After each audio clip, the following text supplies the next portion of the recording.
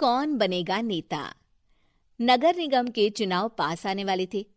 पूरे कानपुर शहर में टिकट को लेकर मारामारी शुरू थी, लेकिन सबसे ज्यादा चर्चा में वार्ड नंबर 40 की सीट थी। वो इसलिए क्योंकि इस बार वहां की सीट महिला के लिए आरक्षित थी। अब सवाल ये था कि चुनाव लड़ेगा कौन। इससे पहले ठाकुर साहब वहां से पार्षद थे और इस बार उन्होंने अपनी पत्नी सीमा ठाकुर को टिकट दिलवाई और ठाकुर साहब की शान के कारण सीमा जी ने 20,000 वोटों से चुनाव जीत लिया। अरे बधाई हो सीमा भाभी, अब तो आप वार्ड की पार्षद बन गई हैं। अब तो हमारे काम आप ही करवाएंगी। अरे ये तो सिर्फ नाम की पार्षद बनी है, वो तो महिला सीट आ गई, वरना पार्षद तो मुझे ही बनना था। अब भले ही चेहरा इसका होगा, लेकिन पावर तो मेरी ही होगी। अरे वाह भाई साहब, क्या दिमाग लगाया है आपने भी। आइए आप लोग, खाना लगा दिया है सबके लिए। सीमा जी पार्षद बन चुकी थीं, फिर भी उनकी एक ना चलती। सारे काम ठाकुर साहब खुद ही संभाल लेते और जहां जरूरत पड़ती वहां सीमा जी का अंगूठा लगवा लेते। सीमा जी ज्यादा पढ़ी लिखी भी नहीं थी। एक दिन ठाकुर साहब और सीमा एक प्रोग्राम में जाते हैं। अरे ठाकुर साहब, आप आ गए। ओहो, पार्षद मैडम भी आ गई हैं। स्वागत है आप दोनों का। लगता है हमारे पार्षद फंड का सही इस्तेमाल हो रहा है। चलिए अब उद्घाटन करते हैं।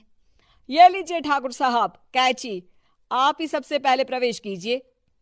सब लोग आगे निकल जाते हैं और सीमा जी पार्षद होने के बावजूद भी पीछे खड़ी रह जाती हैं। वो देखती हैं कि वेलकम बोर्ड पर उनका नाम है, लेकिन महिला होने के कारण कोई उनका सम्मान नहीं कर रहा। अगले दिन एक आदमी उनके घर आता है। अरे ठाकुर साहब नमस्कार। कल ना हम नोटिस किए कि हमारा घर तो अवैध है और नगर निगम वाले उसे तोड़ने आ रहे हैं। अरे कुछ कीजिए ना ठाकुर साहब। देखो भाई, मैं तो ज्यादा कुछ कर नहीं सकता, पर अगर तुम सबकी जेब गर्म कर दो तो कुछ हो सकता है। कुल मिलाकर 4 लाख लगेंगे। अरे 4 लाख ठाकुर साहब? अरे भाई, मैं अपने लिए नहीं मांग रहा हूँ। दरोगा है, इंजीनियर बाबू है, बड़े साहब है, सबको देना पड़ता है ना थोड़ा थोड़ा। बोलो है मंजूर? तभी वहां अचानक सीमा जी आ जाती हैं। अरे ये आप क्या कर रहे हैं? पहले इन्हीं लोगों से तो आपने वोट मांगे, अब इनसे ही पैसे ले रहे हो। अरे चुप रहो तुम। तुम्हारा काम है सिर्फ अंगूठा लगाना, तुम वही किया करो। मुझे दूसरे काम तुम मत सिखाओ, समझी? और तुम ना जाओ, अब पैसे लेकर आओ, वरना जेसीबी किसी भी वक्त आती होगी। सब कुछ ऐसे ही चलते रहता है। एक दिन सीमा जी और ठाकुर साहब को एक लोकल मीटिंग में बुलाया जाता है। वहां पर कई और अधिकारी लोग भी मौजूद रहते हैं। अब मैं चाहूंगा कि ठाकुर साहब हमारे बीच 2 शब्द कहें। मेरे प्यारे भाइयों और बहनों, आज मेरा सौभाग्य है कि मैं आप सबकी सेवा दिन रात कर पा रहा हूं। आपने मेरी पत्नी को भारी मतों से जिताया है, इसलिए मैं आप सभी का शुक्रगुजार हूं। मैं आप सबसे वादा करता हूं कि हमेशा की तरह हमारे वार्ड में किसी को कोई तकलीफ नहीं आने दूंगा। सभी लोग तालियां बजाने लगते हैं। अब मैं माननीय पार्षद मैडम को स्टेज पे बुलाना चाहूंगा। अपने नाम को बुलाया सुनकर सीमा जी एकदम चौंक जाती है। उन्हें बिल्कुल उम्मीद नहीं थी कि इतनी बड़ी जगह उन्हें मंच पर बुलाया जाएगा। जैसे तैसे वो मंच पर चढ़ती हैं। ऊपर जाते ही सीमा जी को सारी पुरानी बातें याद आ जाती हैं कि किस तरह उनके पति उन्हें कभी भी आगे बढ़ने नहीं देते और उनके नाम से गलत काम करते हैं। वो बोलने लगती हैं।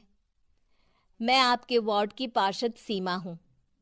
आप में से बहुत कम लोग ही मुझे जानते होंगे, क्योंकि इससे पहले मुझे कभी ऐसा मौका ही नहीं मिला। सारे मौके मेरे पार्षद पति यानी आपके ठाकुर साहब ही लेते रहे, लेकिन आज ये मौका मुझे मिला है तो मैं इसे ऐसे ही नहीं जाने दूंगी। मैं आपको ये बताना चाहती हूँ कि आपके ठाकुर साहब मेरे नाम की आड़ में गैर कानूनी काम करते हैं, जिस पर अंगूठों के निशान मेरे होते थे। इसीलिए मैं अपनी गलती मानती हूँ और आज अपने पद से इस्तीफा देती हूँ, ताकि आगे से कोई गलत काम ना हो पाए। अब फैसला आप सबके हाथ में है कि आप हमें क्या सजा देना चाहते हैं। सीमा जी की बातें सुनकर ठाकुर साहब के चेहरे का रंग उड़ जाता है और वो शर्म से मुंह नीचा करके वहां से चले जाते हैं और पद से इस्तीफा देकर ही सही सीमा जी अपने आप